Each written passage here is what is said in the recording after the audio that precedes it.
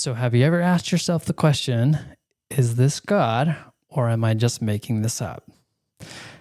You probably have, because it is the most frequent question that I receive and many other pastors and bishops and church leaders receive, because we're very concerned about getting things right.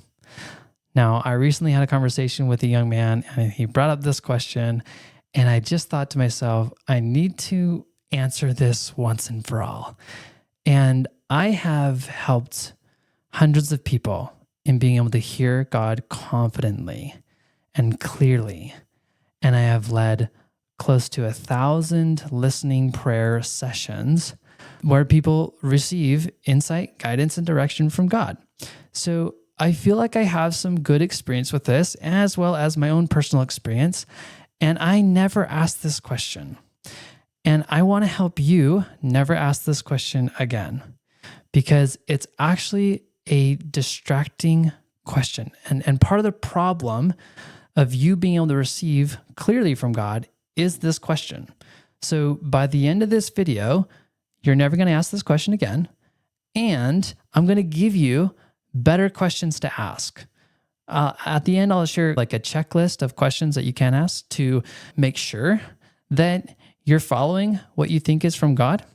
And I think, though, that by listening to what I'm about to share with you, you'll just have a better understanding as to why this question even comes up and how you can address it. So I first want to just tell you that the fact that you're asking this question is such a beautiful thing, because what it tells me is that you're seeking God, like you're seeking answers from God. And I think you ought to give yourself some credit in knowing that, hey, it matters to me to be able to seek God's counsel in whatever I'm going through. And I just want to honor that. Now, the reason why this question is a distraction and why it's part of the problem is because where does this question come from? Like, what is the feeling that inspires such a question? Or even if we just did a thought experiment here, when you ask this question, what is the feeling that is created? So just go ahead with me. Let's ask the question in our mind. Is what I'm receiving from God, or is it just me? Now, if you sit with that question for any amount of time and you ask yourself, what does this thought make me feel? Most likely, the feeling will be confusion. And what you ought to know about confusion is that that feeling is a cover-up emotion to fear. What lies behind all confusion is fear. Now, the brain has very good reason as to why it would offer such a question, because it is trained, or it is designed to seek pleasure, avoid pain, and conserve as much energy as possible by staying in the familiar. If it can tell you, hey, you should really question whether this is from God or whether this is you, because if you can just be in confusion, you're not going to do anything. Confusion never really leads to any significant action. So we can know firsthand that our brain is trying to serve us by offering up this question. But the real question we should be asking is, what are we afraid of? I recently spoke with and prayed with a pastor, and when I asked him, what are you afraid of in being able to receive the answer to your questions here? And he told me, he said, I'm afraid I'm going to get it wrong. Now, you're probably in the same place as this pastor. Because we grow up in a society and a culture and many religions that focus on, you got to make sure you get things right, or else you'll fail the test, or else you won't succeed in life, or else you'll go to hell. Like, we are so focused on making sure that we get everything right that our brain is terrified of getting anything wrong. So of course your brain's going to offer up this question of course you're going to be debating and going back and forth. There's going to be this inner conflict and tug of war, because if you get this wrong, then you're going to be wasting time. You're going to be doing things that aren't what the Lord has asked you to do. And for the very big decisions, life-altering decisions, this could be catastrophe. This could end up really bad. For example, you might have questions like, which career should I choose? Or who should I marry? Or should I move to this place? Or if you feel a sense to move somewhere, you're just like, I've never moved anywhere in my life. I don't know where this is coming from. You might be like Abraham, and the Lord tells you, go, just get out of where you're from. I need you to leave. I want you to move. And he just goes. The question isn't so much, am I receiving something? You guys are receiving. If you're asking this question, you're receiving something. It's more so just a matter of, do you trust what you receive? Do you trust that it is from God? So now that I've painted the picture as to why this question comes up, I want to highlight one scriptural example just to know that you're not alone. Because Moses, when he encountered the burning bush, when he spoke with God, God told him, I want you to go and deliver the Israelites. And the first things that came up for him were things like, who am I to go and deliver these people from Pharaoh? I'm not very good at speaking at all. And who am I going to say that sent me? Like, how am I going to convince my brethren, the Israelites, that they need to follow me? So here's Moses speaking all these questions and being all confused about this. Why? Because he's afraid. And God answers every single one of these questions with an assurance and with love. And he says, certainly I will be with you. And you're going to tell them that the great I am sent you. And I'm going to be your rod and your staff. And you just open your mouth, I'm going to fill it with words. And Moses is like, I don't really know. I don't buy into that. I really am not good at speaking. All right, I'll provide Aaron. Aaron can be the spokesperson. And the Lord provides these assurances to Moses.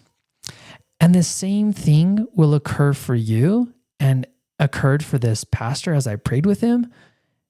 When we ask the right question, it's not about, is this God or is this just me? It's more so about, what am I really afraid of? And then to admit to the Lord those fears, because that's what the Lord wants to hear. He wants to hear the truth. All progress starts by telling the truth. So whenever that question comes up for you, I want you to replace it with, what am I afraid of? Because either I'm going to be afraid of the answer being something that I'm afraid to go and do, or I'm going to be afraid that if I go with what I think is me and it turns out to be wrong, that God won't actually be there. See, we think that if it is my thought and I move forward and it's just me, that some horrible thing will happen. And even for the big decisions, I want you to consider the truth that, do you believe that God can help you recover any mistake, bounce back from any failure, repair and restore you to who you really are, no matter what you do? That's the real big question we need to ask ourselves here, because if you answer yes to that question, then you really don't have anything to be afraid of.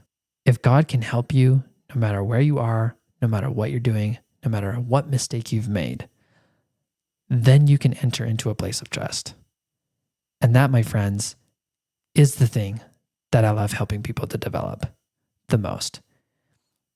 And it's something that I have a whole community that's totally free of like-minded people that we're all seeking to live a life of listening and of guiding our actions by just a constant connection versus the beginning or end of your day at random points in which you decide to pray. Or if you're anything like me, you really just didn't even connect with God. You talked at him when you prayed, but you never actually asked questions and received answers.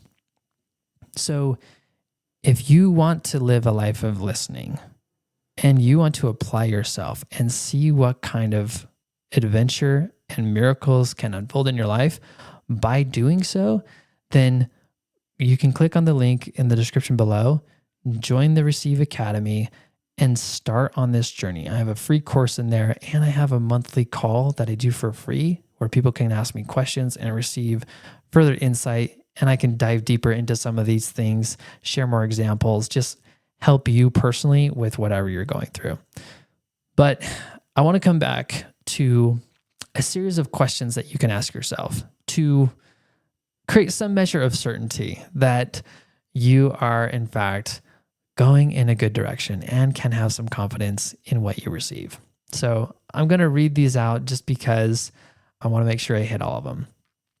So the first one is, does what you're receiving match the nature and character of Jesus Christ?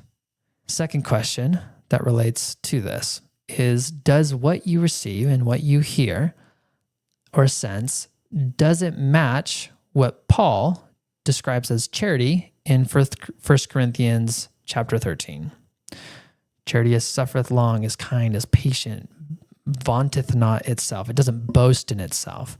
And so you can read through those scriptures, you can study the life of Jesus Christ, and if what you receive doesn't reflect charity and love and service and healing and kindness, then it's probably not God. Third question you can ask yourself, if I were to follow this impression, would it lead to a fruit of the Spirit? Faith, love, joy, kindness, long-suffering, gentleness. If I were to act upon this impression, would it lead to goodness, good things?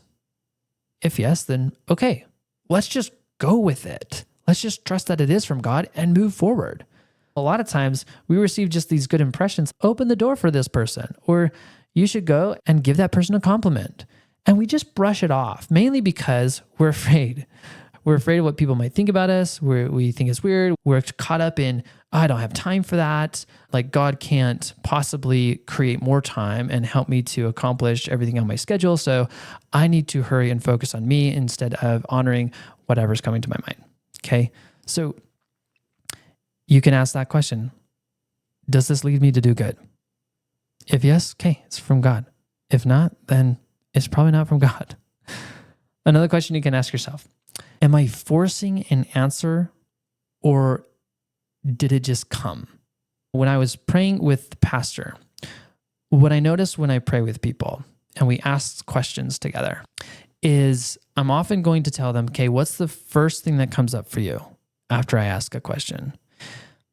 And if they sit there and they're thinking and they're deliberating, if it goes on for 10, 20 seconds, I know something else is up.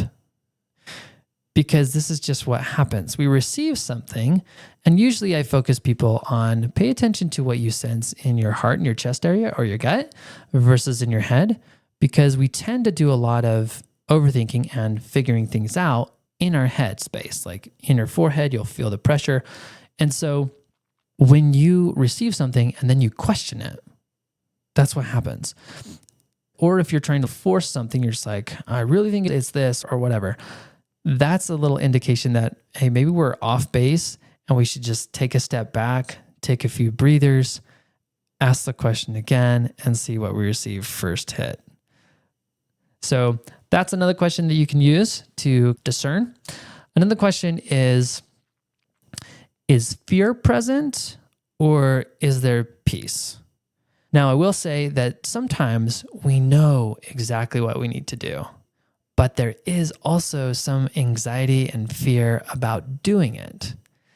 I would tell you that in that kind of case, you're probably hearing from God, mainly because God oftentimes He's going to invite us into things that are different, unfamiliar, strange even, that don't make sense to us, and that we're going to be worried about what other people think about us. And so if those kinds of fear are at play, but you have this inner sense of knowing that I really do believe this is the way to go, it probably is from God because it's going to lead to good. It's something that I feel aligned to. I'm just afraid. And if you're afraid, that's where you talk to God. That's where you admit to him and tell him the truth, because all progress starts by telling the truth. Now, the final thing that you can do is that you can ask a trusted and spiritually mature friend. And if you don't have anyone that you can confidently trust that hears from God and just, someone that you just know is really good at sensing and hearing from him, then come to the Receive Academy. Come to this group of people. I will help you. Come to the monthly call that I do. And you can say, Tyson, here's my situation. Here's what I'm going. I want to make sure I got the right answer. And we can pray together. And all I know is that when I pray with people, I've yet to pray with someone and they have not received something. And for them to confidently trust that it is from God. And when you can do that, when you can live this kind of life, I promise you, just really powerful things can happen for you. Things that you never thought were possible. So I just want to let you know that I've been where you are. And I know how hard it can be.